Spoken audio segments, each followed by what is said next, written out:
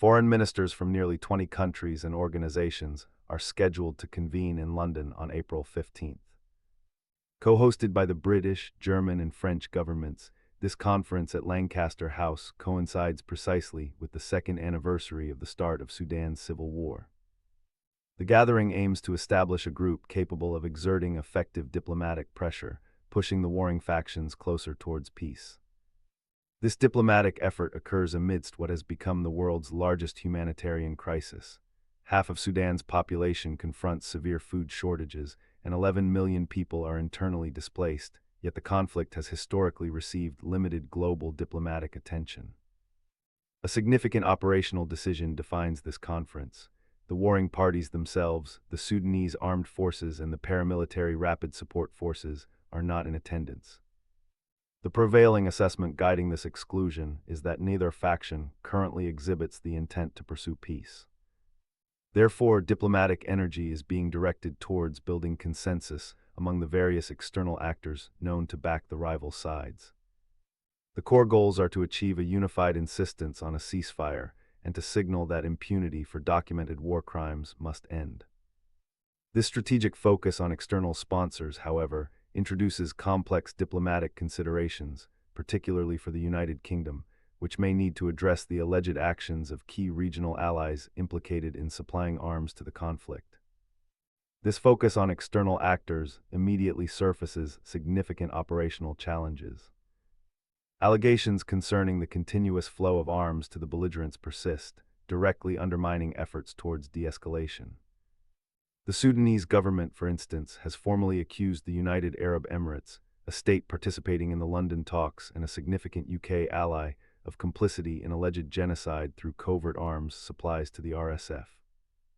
This accusation was escalated on April 10th through proceedings initiated at the International Court of Justice, a move the UAE publicly dismisses as motivated by publicity.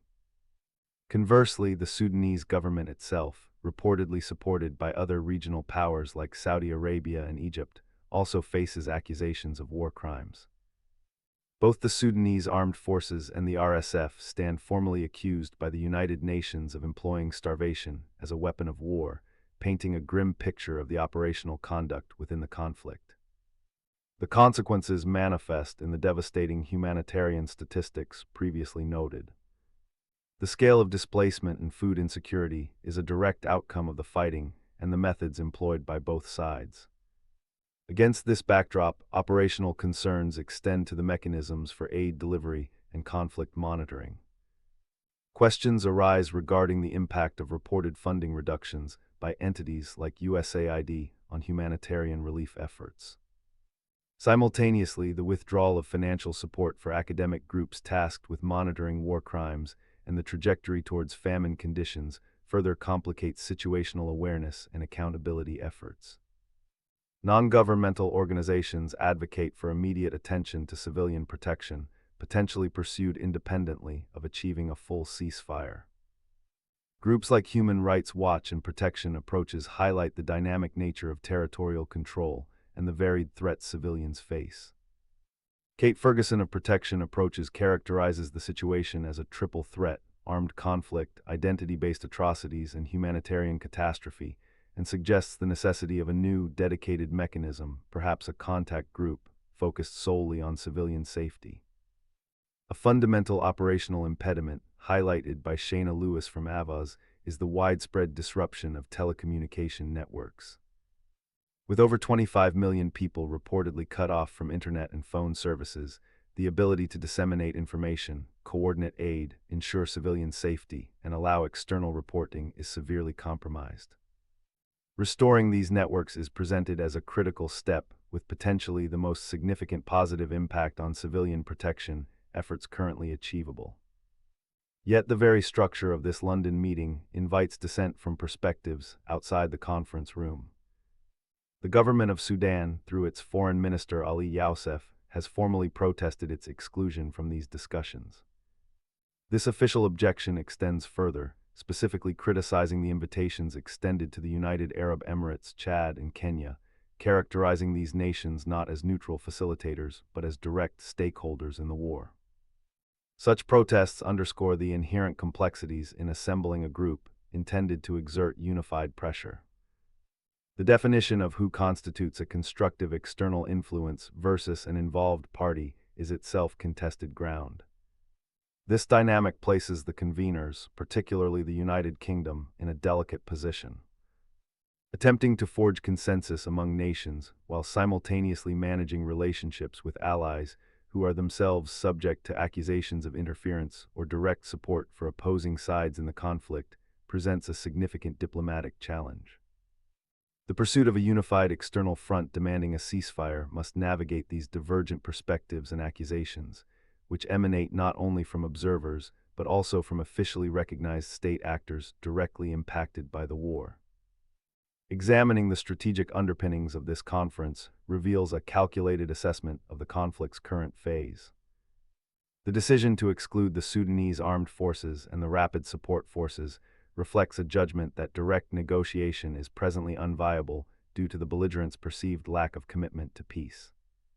Consequently, the diplomatic effort pivots towards manipulating the external environment surrounding the conflict. Influence is sought not through direct engagement with the fighters, but through their alleged sponsors and supporters among the attending nations. This approach implicitly acknowledges the significant role external powers play in sustaining the conflict, whether through political backing, financial support, or the alleged provision of materiel. Success hinges on the ability of the co-hosts and participants to align these external interests, or at least to secure binding commitments to cease actions that prolong the fighting. The stated objectives, achieving a ceasefire and ending impunity for war crimes, represent distinct but intertwined strategic goals. Securing a pause in hostilities addresses the immediate military reality, while the focus on accountability targets the legal and moral dimensions, potentially influencing future conduct and reconciliation prospects. However, the operational realities on the ground present formidable obstacles to these strategic aims. The sheer scale of the humanitarian disaster, compounded by challenges in aid funding and delivery, creates immense pressure for immediate relief, which may or may not align neatly with the timeline for complex diplomatic maneuvering regarding ceasefires or accountability frameworks. Furthermore, the documented information blackout caused by telecommunications disruption acts as a fundamental impediment, hindering everything from humanitarian coordination to the verification of potential ceasefire violations or the documentation of ongoing atrocities. Addressing these practical, operational deficits appears intrinsically linked to the potential effectiveness of the broader diplomatic initiative launched in London. Stepping back, the London Conference carries implications extending beyond the immediate Sudanese conflict. It represents an attempt to elevate a profoundly devastating crisis that has, by admission, languished low on the list of international diplomatic priorities, despite its scale. The success or failure of this initiative may thus serve as an indicator of the international community's capacity or willingness to engage concertedly with complex emergencies outside the typical geopolitical focal points. Moreover, the chosen strategy, applying pressure on external sponsors rather than directly mediating between belligerents, places the diplomatic relationships of the conveners, particularly the UK, under scrutiny. Balancing the pursuit of a unified stance on Sudan with pre-existing alliances involving nations accused of fueling the conflict requires careful navigation. The conference effectively brings this inherent tension into a multilateral forum. The emphasis placed on ending impunity for war crimes also carries potential weight. If sustained and actioned, it could reinforce international norms regarding accountability in internal conflicts. Conversely, a lack of concrete follow-through risks undermining such norms, particularly given the accusations leveled against both warring parties and some external actors. Ultimately, the conference highlights the intricate linkage between geopolitical interests, humanitarian imperatives, and operational realities. The pursuit of high-level diplomatic consensus among external powers must contend with the immediate, desperate needs on the ground, the practical barriers like aid access and communication blackouts, and the potentially conflicting strategic objectives of the very actors being asked to cooperate. The outcome will depend significantly on whether these disparate elements can be effectively reconciled. Thus, the London meeting manifests a specific strategic calculus, intervening in the Sudanese conflict primarily through the lever of external state influence, given the current perceived intractability of the direct belligerents.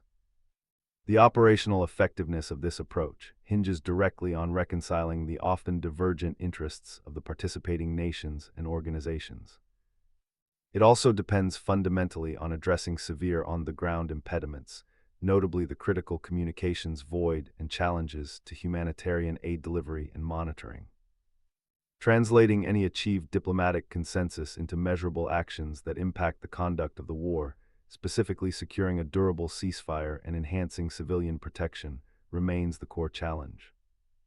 Ultimately, the conference underscores the profound difficulty of imposing external coherence onto a fragmented conflict environment where geopolitical considerations intersect sharply with an acute humanitarian catastrophe and significant, tangible operational barriers.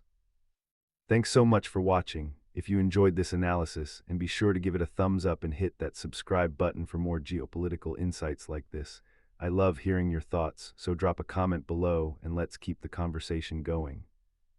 Share this video with anyone interested in deeper perspectives on current events. Until next time, stay informed and think critically. Thank you.